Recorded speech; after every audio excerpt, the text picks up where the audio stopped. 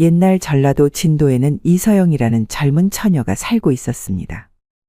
허나 서영의 아버님이 병으로 돌아가시자 서영의 집안은 급격히 가세가 기울게 되었습니다. 그러다 보니 서영은 진도에서 제일 넉넉한 집안에 시집을 가게 되었죠. 그런데 얼굴 한 번 못 보고 혼이 난 서방은 병이 깊은 환자였습니다. 그러다 보니 서영은 시집 온 첫날부터 서방의 병수발을 해야 했죠. 그렇게 시집 온 지 2년도 안 되어 연로하신 시부모님들이 떠나고 뒤를 이어 곧 서방님까지 저승으로 가게 되었습니다. 그러다 보니 서영은 22살의 젊은 과부가 되고 말았죠. 서영은 혼인은 하였으나 서방님이 병이 깊어 아직 부부간의 정도 한 번 경험하지 못했습니다. 남편이 남긴 것이라곤 진도옹주 양조장뿐이었는데 다행히 그 진도옹주는 임금님께도 진상될 만큼 맛이 좋았기에 서영은 양조장을 이어받아 운영하며 살아갈 수 있었습니다. 그런 서영의 양조장에는 새로 들어온 장두라는 젊은 일꾼이 하나 있었습니다.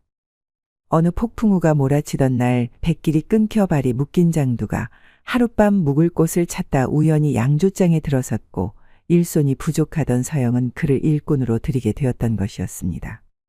장두는 키도 크고 무척 건장하였습니다. 그러다 보니 술 빚는 일도 다른 사람들보다 몇 배는 빨랐죠. 그러다 보니 서영은 장두가 무척 마음에 들었습니다. 그러던 어느 더운 여름날이었습니다. 하루 종일 해야 할 일을 오전에 모두 마친 장두가 점심밥을 먹자마자 양조장 뒤편 작은 방에 들어가 낮잠을 자는 것이었죠. 날이 하도 덥다 보니 장두는 잠결에 옷을 벗었고 자기도 모르게 바지까지 벗어버린 것이었죠. 그런데 때마침 마님 서영이 장두에게 시킬 일이 있었답니다. 장두야, 어디 있느냐? 서영은 장두가 있는 방으로 가보았습니다. 아니 그런데 이게 웬일이랍니까? 장두가 실오라기 하나 걸치지 않고 자고 있는 게 아니겠습니까? 그의 그것은 마치 어장에 박아둔 커다란 말뚝마냥 우뚝 솟아 있었습니다. 크기만큼이나 그 모양새도 장난이 아니었죠. 깜짝 놀란 서영은 당혹스러워 재빨리 돌아 나왔습니다. 그리고 얼른 양조장 부엌으로 달려갔죠. 서영의 얼굴은 붉게 달아올라 있었고 가슴은 마치 장구를 두드리는 듯 콩닥거렸습니다. 에구머니나, 이게 다 무슨 일이람? 내가 다 부끄러워 고개를 들 수가 없구나. 어쩌자고 벌거벗고 저러고 잔단 말이야. 서영은 속으로 중얼거리며 얼굴이 화끈 달아올랐답니다. 그런데 그녀의 눈은 어쩔 수 없이 장두의 그곳으로 향했죠. 그것은 마치 말뚝을 하나 박아 놓은 듯 우뚝 솟아 있었고 크기가 보통이 아니었답니다. 서영은 평생 처음으로 사내에 그것을 이렇게 가까이서 보는 것이 가슴이 콩닥거리며 심장이 마구 뛰기 시작했답니다. 사내의 것을 처음 보다니. 서영은 속으로 생각하며 호기심이 생겼습니다. 아직 부부지정의 경험도 없고 생과부가 되어버린 그녀에게는 이 모든 것이 낯설고도 신기하게 느껴졌죠. 그녀는 사내의 그것을 더 자세히 보고 싶다는 충동에 사로잡혔습니다. 서영은 다시 장두의 방으로 가볼까 말까 고민하다가 결국 호기심을 이기지 못하고 방문을 열었습니다. 장두는 여전히 깊은 잠에 빠져 있었고 그의 몸은 더위 때문에 온몸에 땀이 흥건하였습니다. 서영은 조심스럽게 그에게 다가갔습니다. 그녀의 눈은 자연스럽게 장두의 몸을 훑어보았고 특히 그곳에 시선이 머물렀죠. 그것은 마치 잠들어 있는 거대한 뱀처럼 조용히 누워 있었지만 그 크기와 형태는 서영의 상상을 초월했습니다. 이렇게 큰 게 그 안에 들어갈 수 있기는 한 거야? 서영은 속으로 중얼거리며 자신도 모르게 손을 뻗자 그녀의 손가락은 조심스럽게 그곳을 스쳤고 그 따뜻함과 단단함에 놀라움을 금치 못했습니다. 이렇게 따뜻하고 딱딱할 수가 있다니. 서영은 속으로 생각하며 점점 더 대담해져 손바닥으로 그곳을 감싸듯이 만지기 시작했죠. 그녀의 손은 부드럽게 움직였고 그 순간 장두의 몸이 미세하게 반응하는 것을 느꼈습니다. 서영은 자신의 행동에 놀라움을 느끼면서도 그만두지 못했습니다. 가슴은 콩닥거리고 몸은 뜨거워졌죠. 그녀는 장두의 그것을 더듬으며 자신도 모르게 입술을 깨물고 있었습니다. 그 순간 장두가 몸을 움직이며 잠결에 신음소리를 내는 것이 들렸습니다. 그러다 장두가 몸을 뒤척이는 게 아니겠어요. 그러는 바람에 서영은 깜짝 놀라 누가 볼세라 후다닥 자신의 방으로 돌아왔습니다. 얼굴이 홍당무가 된 서영은 좀 전에 본 것을 잊으려 애를 썼습니다. 그런데 그럴수록 장두의 그것은 마치 그녀의 마음속에 깊이 새겨진 듯 자꾸만 떠오르고 있었습니다. 그날 이후 서영은 밤에 잠을 잘 수가 없었습니다. 자려고 눕기만 하면 장두의 모습이 자꾸만 생각나는 것이었죠. 더구나 고된 양조장 일을 척척 해내는 장두의 힘찬 모습이 자꾸 떠올랐죠. 하지만 장두는 양조장 일꾼이다 보니 서영은 애써 잊으려 하였습니다. 그렇게 뜬 눈으로 밤을 지새운 서영은 아침 일찍 옆집을 찾아갔습니다. 순이 어멈 계시는가? 서영이 부르자 순이 어멈은 부엌에서 얼른 나오는 것이었죠. 마님이 아침 일찍 어쩐 일이신가요? 그런데 부엌에서 나온 순이 어멈의 손에는 커다란 절구대가 들려 있었습니다. 그러자 절구대를 본 서영의 얼굴이 진도홍주보다 더 붉게 달아오르는 것이었죠. 마님, 어디 아프신가요? 얼굴이 벌겋습니다. 약주라도 드셨습니까? 아니, 잠시 장두가 생각이. 아니, 절구 생각이 아니라. 순간 말을 잘못 뱉은 서영은 당혹스러웠습니다. 아니, 장두가 이곳에 왔나 찾으러 온 것이네. 서영은 얼른 둘러대고 순이 어멈의 집을 빠져나왔습니다. 일손이 필요하다고 말하려 했다가 말도 못 꺼내고 돌아 나온 것이었죠. 서영은 이제 홍주를 빚을 때 쓰는 절구대만 봐도 어제 자신이 손에 쥐고 있던 장두의 그것이 생각나는 것이었죠. 내가 지금 무슨 생각을 하는 것이야. 아무리 사내 경험이 없기로써니 생각할 게 따로 있지. 나는 진도홍주 양조장 마님이란 말이야. 서영은 장두의 생각을 지우려 애를 썼습니다. 그렇게 또 며칠이 지나 서영은 양조장에서 쓸 찹쌀을 확인하러 곡물창고를 찾았습니다. 아니 그런데 쌀 찢는 방아를 보자 또 장두의 그것이 생각이 나는 것이었죠. 커다란 절구가 내려와 방아를 찧을 때마다 장두의 모습이 자꾸만 생각나는 것이었죠. 여기도 장두가, 저기도 장두가. 어쩌자고 자꾸 내 눈에는 장두의 물건만 보이는 것이야.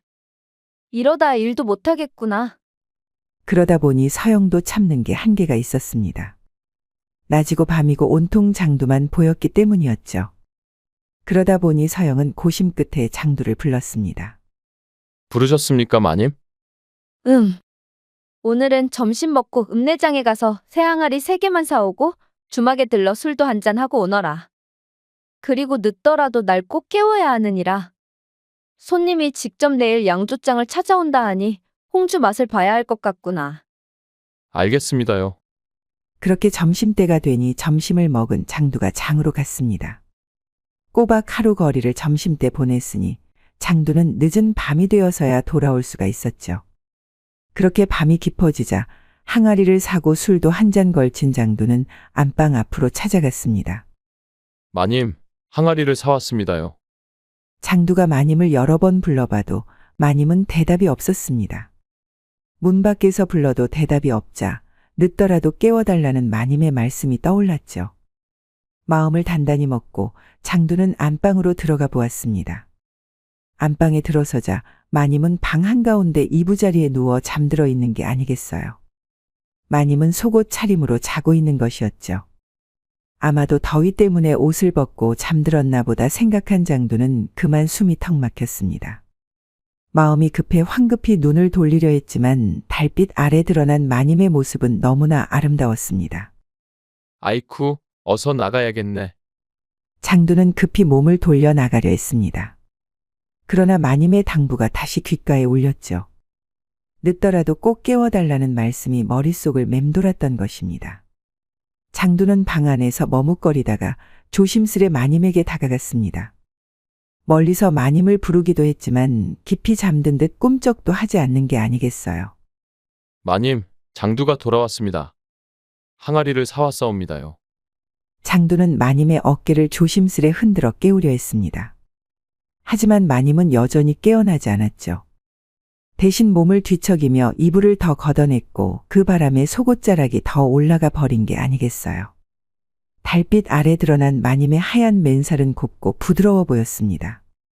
속옷 너머로 드러난 둥근 곡선은 장두의 가슴을 쿵쾅거리게 하였죠. 마님의 붉은 입술은 달빛 아래 더욱 도드라져 보였습니다. 장두는 숨을 고르려 했지만 그럴수록 가슴은 더 거세게 뛰었습니다. 주막에서 마신 술이 이제야 온몸에 퍼지는 듯했죠. 눈앞이 아찔해지고 손끝이 떨렸습니다. 마님, 일어나 보십시오. 그의 손끝이 덜덜 떨리기 시작했고 숨이 거칠어졌습니다. 그리고 피가 아래로 쏠리는 것이었습니다. 육체는 정신보다 앞서 움직이는 법, 장두의 속바지는 이미 불끈 솟아올라 터질 듯하였습니다. 술기운까지 오른 장두는 어느새 마님의 몸을 탐하고 있었습니다. 그의 굵은 손가락이 조심스레 마님의 볼을 스쳤죠. 거친 농사일에 단련된 손이었지만 마님의 고운 피부에 닿을 때는 나비의 날갯짓처럼 부드러웠습니다. 마님은 그 감촉에 작게 신음을 내뱉었고 그 달콤한 소리에 장두의 이성의 끈은 끊어졌죠. 마님은 잠결에도 그 달콤한 감촉에 반응하는 게 아니겠어요. 작은 신음과 함께 그녀의 입술이 장두의 입술을 맞이했습니다. 장두의 입술이 마님의 목덜미로 내려갔을 때 그녀의 몸이 활처럼 휘어지는 게 아니겠어요. 장두는 마님의 반응에 더욱 대담해졌습니다. 마님의 가슴에서 허리 그리고 더 아래로. 그의 손길이 닿는 곳마다 마님은 작은 신음을 내뱉었습니다. 그렇게 마님의 눈이 반쯤 열리더니 곧 다시 감기는 게 아니겠어요. 마님의 다리가 무의식 중에 벌어졌고 장두는 그 사이로 자신의 몸을 밀어넣었습니다. 장두가 몸을 움직일 때마다 그녀의 입에서는 꿀처럼 달콤한 신음이 흘러나왔죠. 장두는 점점 더 깊이 더 격렬하게 마님을 품었습니다. 시간이 얼마나 흘렀을까? 장두는 마침내 정신을 차렸습니다. 그는 자신이 무슨 짓을 한 건지 깨닫고 그 자리에서 얼어붙어 버렸습니다. 장두는 황급히 마님의 이부자리를 정리하고 방에서 빠져나왔습니다. 한편 마님 서영의 방에서는 장두가 뜨거운 열기를 남기고 돌아간 뒤로 서영은 아프지 않은 곳이 없었습니다. 처음 겪는 사내의 경험에 그녀의 온몸은 욱신거렸죠. 너무 아파 움직일 수도 없었지만 행복하기 이루 말할 수가 없었습니다. 이제야 내가 진정한 여인이 되었구나. 그날 이후 서영은 장두를 볼 때마다 심장이 제멋대로 뛰었습니다. 진도홍주 양조장의 마당을 지나가는 장두의 모습만 봐도 얼굴이 홍시처럼 붉어지곤 했죠. 그날 밤의 기억은 너무나 생생했습니다. 하지만 장두는 서영을 보아도 아무런 내색이 없는 것이었어요. 그날 밤의 기억을 하는지 못하는지 알 수는 없었지만 장두는 평소와 다르지 않게 행동했습니다. 장두는 기억을 못하는 것인가? 어째 나만 설레고 쑥스럽고 한 것이야. 그렇게 서영은 장두를 보면 얼굴이 붉어져 피해 다녔습니다. 장두가 뭐라도 표현을 좀 해주면 좋을 텐데. 장두는 아무 표현이 없다 보니 서영만 자꾸 부끄러워지는 것이었죠. 홍주를 빚을 때 넣는 꽃잎처럼 서영의 마음은 하루가 다르게 붉게 물들어갔습니다. 장두가 기억하면서도 내색을 안 하는 건지, 정말 술기운 때문에 기억을 못하는 건지 도무지 알 수가 없구나. 서영의 마음은 온통 장두에게 가 있었습니다. 장두가 자신을 어떻게 생각할지 또 그날 밤일은 기억하고 있을지 모든 게 궁금하고 궁금했죠. 양조장에서 홍주를 빚을 때면 장두의 손길이 자신의 몸에 닿던 감촉이 떠올라 정신을 차릴 수 없을 정도였습니다. 그렇게 몇 날 며칠을 장두 눈치만 보던 서영은 이대로는 안 될 것 같았습니다. 그리하여 장두를 다시 한번 더 떠보기로 하였습니다. 서영은 양조장에서 가장 오래된 홍주, 그 중에서도 남편이 생전에 특별히 아끼던 10년 묵은 진도홍주를 꺼내었습니다. 그리고는 장두가 돌아오기 전에 장두방에 술상을 차려놓았습니다. 갓 잡아온 전복과 해삼으로 만든 안주와 함께 홍주를 놓고 서영은 가슴을 두근거리며 기다렸습니다. 밖에 볼일을 보러 갔던 장두가 돌아올 시간이 다가오고 있었죠. 해가 뉘엿뉘엿지고 붉은 노을이 양조장을 감싸고 있었습니다. 하루 종일 술 빚는 일을 마친 장두는 제 방으로 향했죠. 오늘따라 유독 몸이 지쳐 빨리 눕고 싶었습니다. 방문을 열자 뜻밖의 광경이 그를 맞이하는 게 아니겠어요. 아니, 웬 술상이 차려져 있는 것이지? 장두의 작은 방 한가운데에는 정갈한 술상이 차려져 있었습니다. 누군가 장두를 위해 특별히 준비한 것이 분명했죠. 밥과 반찬도 있었지만 무엇보다 눈에 띄는 건 커다란 술병이었습니다. 장두는 잠시 혼란스러웠습니다. 누가 이런 정성을 들였을까? 설마 마님? 그의 가슴이 두근거렸죠. 아무리 그래도 마님께서 직접 하인을 시켜 술상을 차릴 리가.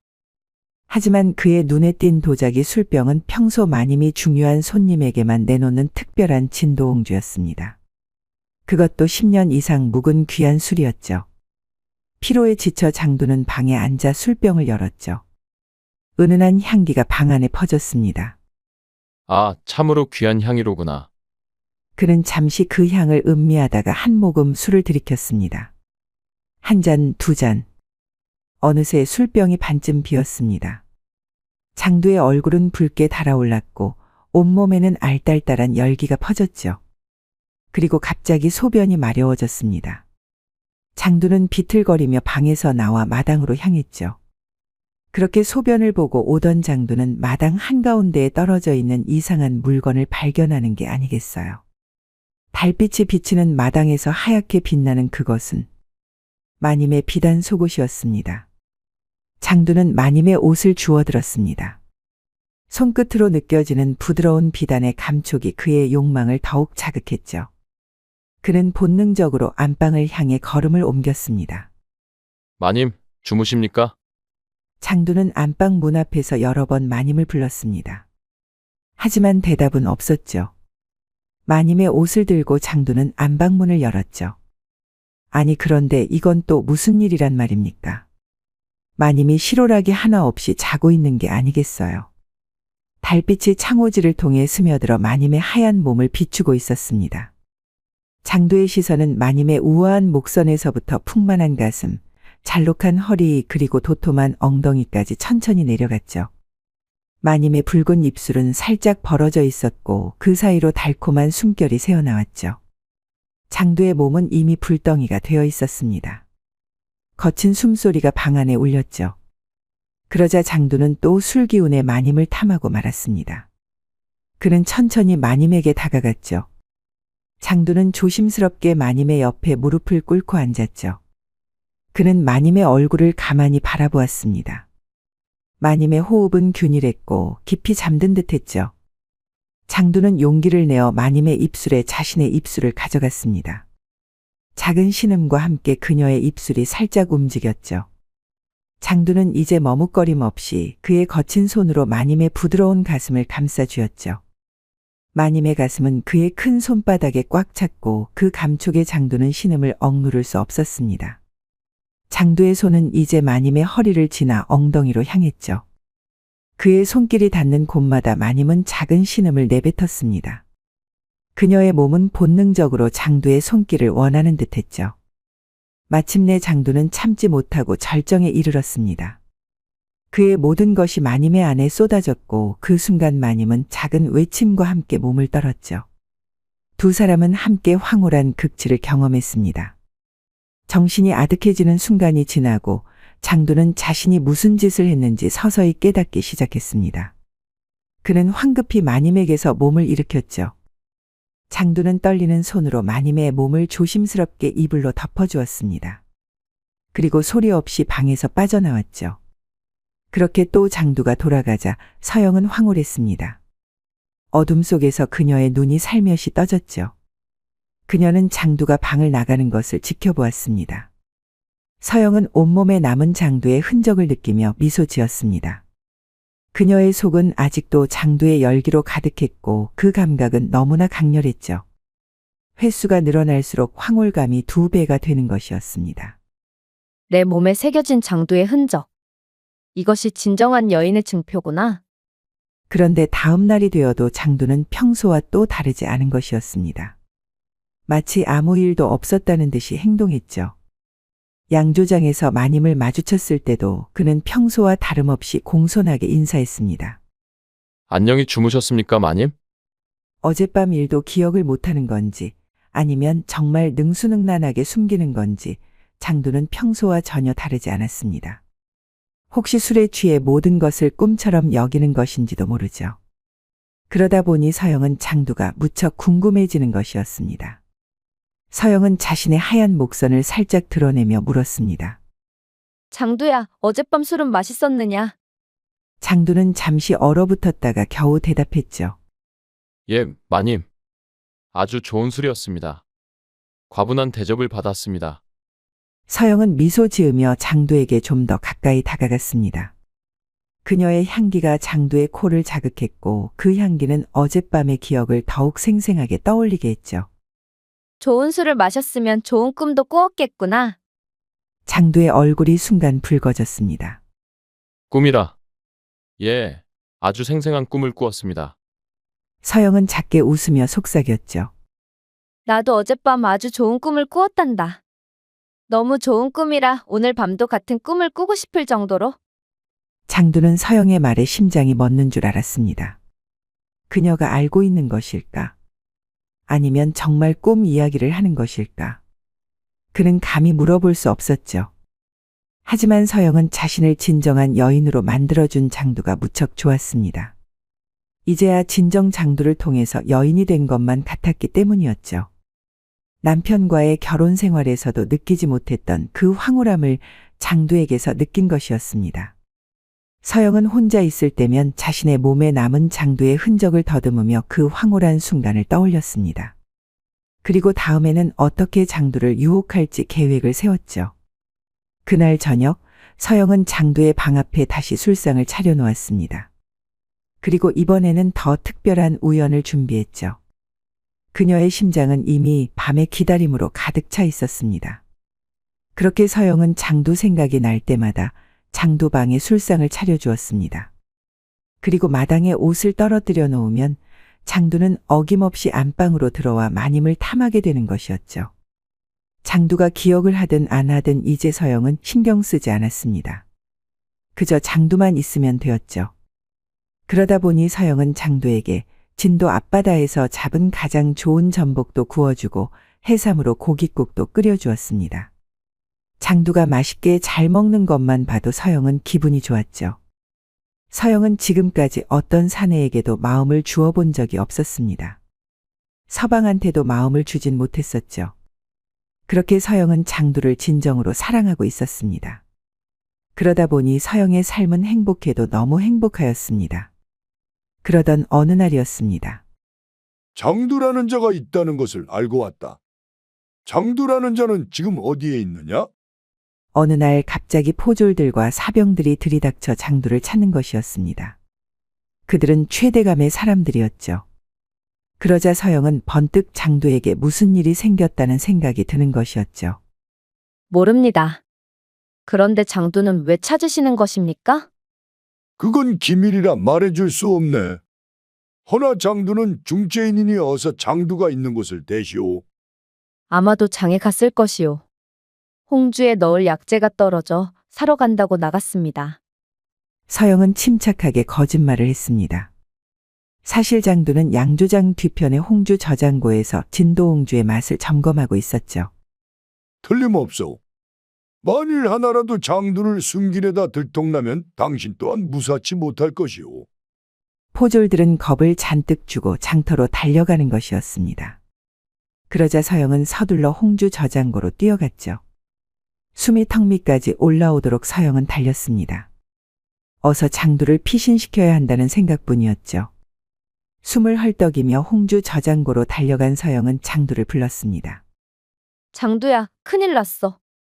현령의 포졸들과 사병들이 자네를 찾고 있다네. 장두의 얼굴이 갑자기 변하는 것이었습니다. 그의 눈빛이 완전히 달라졌죠. 마님, 제가 곧 이곳을 떠나야 할 것 같습니다. 서영은 놀랐습니다. 장두의 목소리가 평소와 달리 낮고 위엄이 서려 있었기 때문이었죠. 아니, 장두야.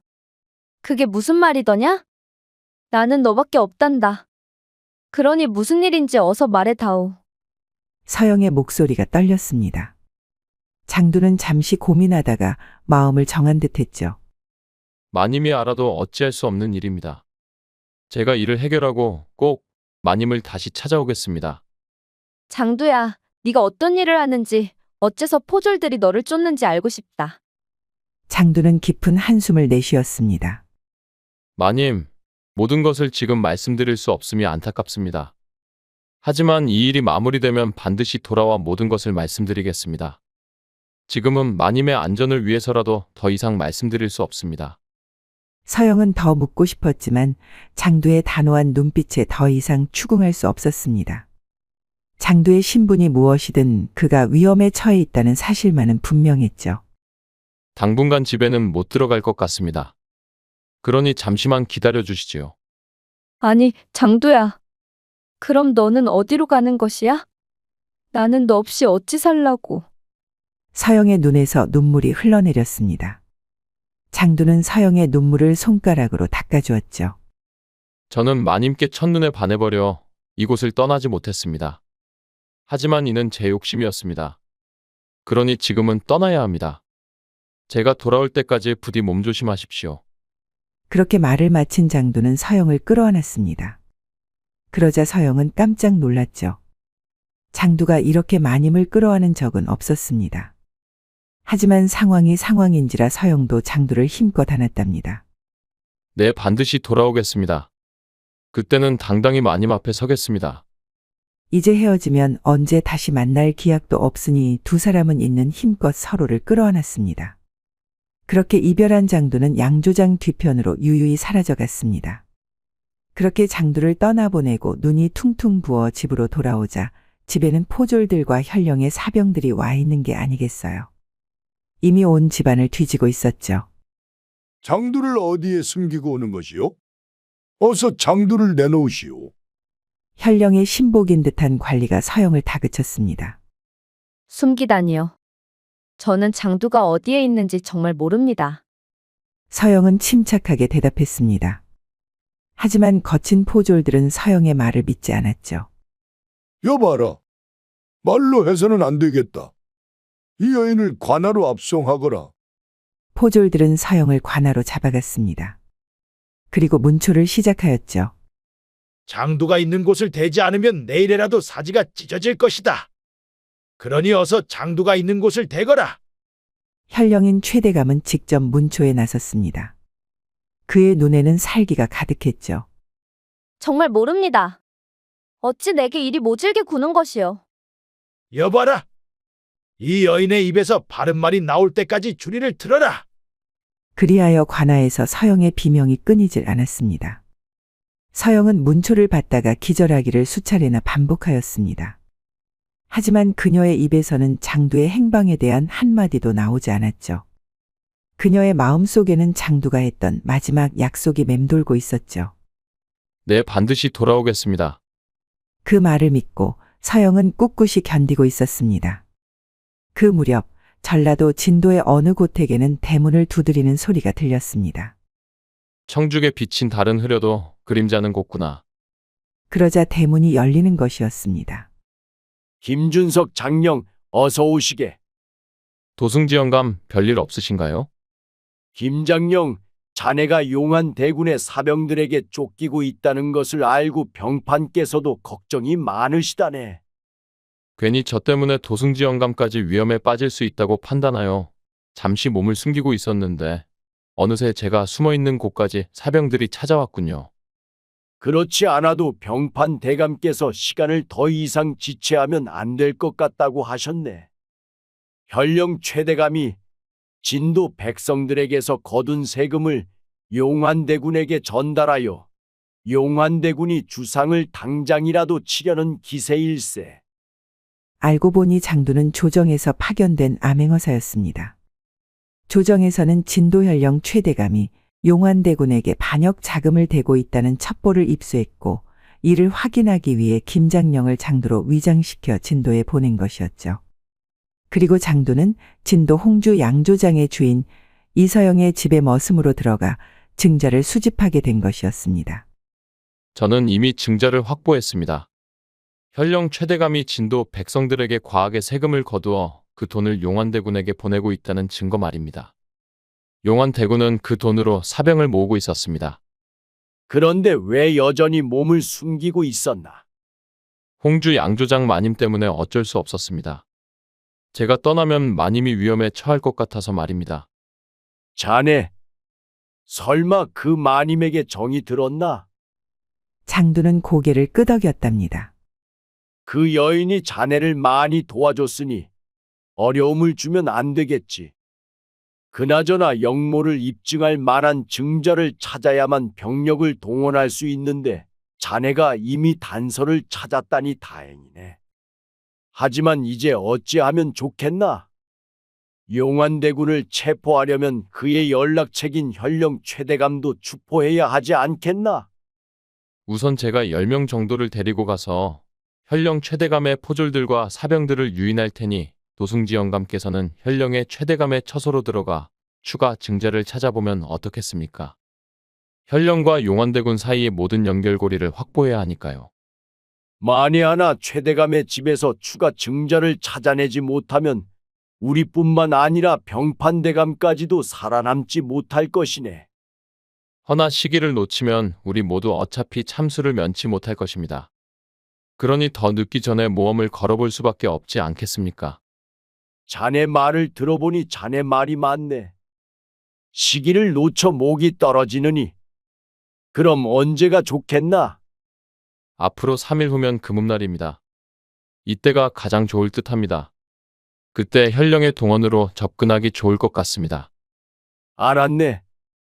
그럼 내 병판대감께 보고하겠네. 그리하여 도승지 영감과 암행어사인 장두는 별기군 소속 군사들을 각각 10명씩 둘로 나누었습니다. 그리고 3일이 지나자 장두는 10명을 데리고 현령의 동원으로 향했습니다. 장두와 그의 일행은 몸을 숨기고 주변이 어두워질 때까지 기다리고 있었습니다. 그리고 그 뒤에서는 도승지 영감과 10명의 별기군 군사들이 대기하고 있었죠.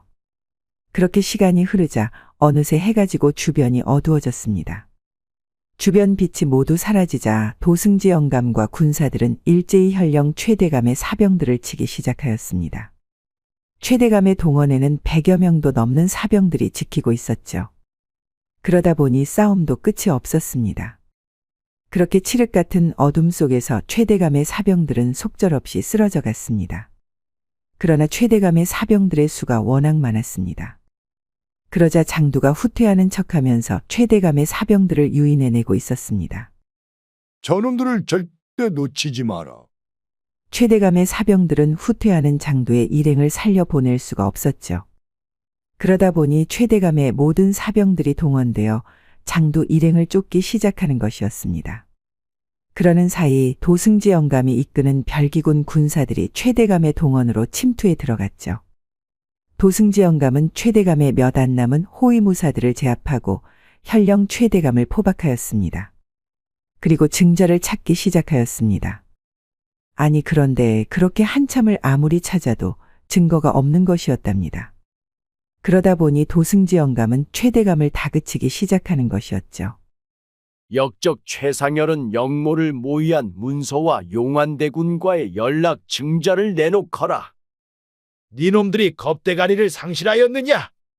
감히 진도현령인 내 동원에 들어와 이러는 것이냐? 니놈들이 이러고도 살아남을 수 있을 것이라 생각하느냐?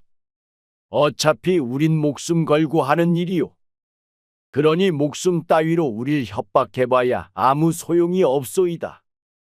어느새 최대감의 사병들을 따돌린 장두가 들어와 말하는 것이었습니다. 당장 문서를 내놓지 않으면 이 자리에서 목을 칠 것이오. 나는 주상전하의 명을 받아 진도에 파견된 암행어사 김장령이다. 장두는 품에서 은장도를 꺼내며 최대감의 목에 겨누었답니다. 장두의 눈에는 살기가 가득했습니다. 그러자 최대감도 겁을 잔뜩 먹는 눈치였죠. 알았다. 멈추거라. 겁에 질린 최대감은 영모에 가담한 증자가 있는 곳을 가리키는 것이었습니다. 증거는 진도옹주 술병 속에 숨겨져 있는 것이었죠. 용환대군과의 서신과 함께 각 지역에서 모집한 사병들의 명단과 금액이 기록되어 있었습니다. 그러니 아무리 찾아도 찾을 수가 없었던 것이었습니다. 이제 증자를 찾았으니 어서 병판대감께 기별을 하시지요. 그리고 장두는 진도현 관아의 아전들에게 소리를 질렀습니다. 당장 서영마님을 옥에서 풀어내게 데려오너라.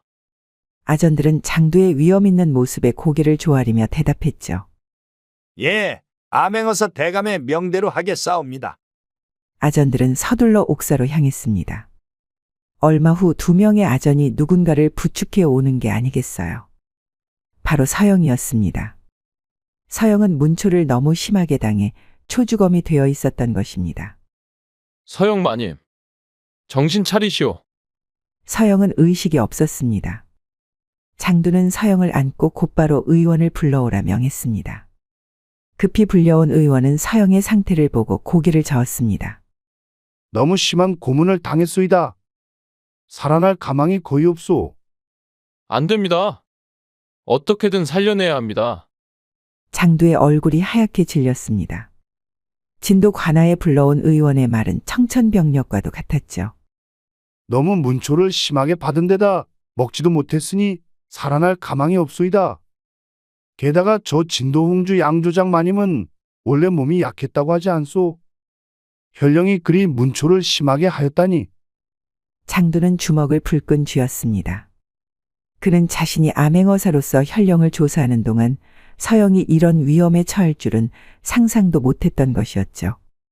자신을 숨겨준 죄로 서영이 이런 고통을 당했다는 사실에 가슴이 찢어지는 듯했습니다. 안 돼요. 반드시 살려야만 하오. 어떻게든 살릴 방도가 없겠소.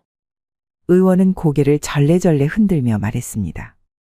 나 같은 진도의 시골 의원으로는 이게 한계요. 궁궐에 있는 어이들이면 모를까. 장두의 눈이 번쩍 빛났습니다. 방금 어이라 했소. 장두는 의원의 말이 채 끝나기도 전에 벌떡 일어섰습니다. 내가 올 때까지 여기서 환자를 치료하고 계시오. 내 반드시 어이를 데리고 오리다. 의원은 당황한 기색으로 물었죠. 아니, 댁이 무슨 힘으로 어이를 데려온단 말이오? 궁궐에 어이를 데려오려면 임금님의 허락이. 장두는 더 이상 말을 듣지 않고 밖으로 뛰쳐나갔습니다. 그는 말을 타고 곧바로 한양으로 달려갔죠. 그의 말은 진도에서 한양까지 쉬지 않고 달렸고 평소보다 훨씬 이른 3일 만에 도착했습니다. 한양에 도착한 장두는 곧장 병판대감을 찾아가 사정을 설명했습니다. 모든 사정을 보고받은 병판대감은 입을 열었습니다. 최대감이 영모에 가담했다는 증자를 찾았으나 이를 찾도록 도운 여인이 문초를 당해 위독하다니. 내 주상전하께 청의 어의를 내려보내겠다. 장두의 사정을 들은 병판대감은 서둘러 임금을 찾아갔습니다.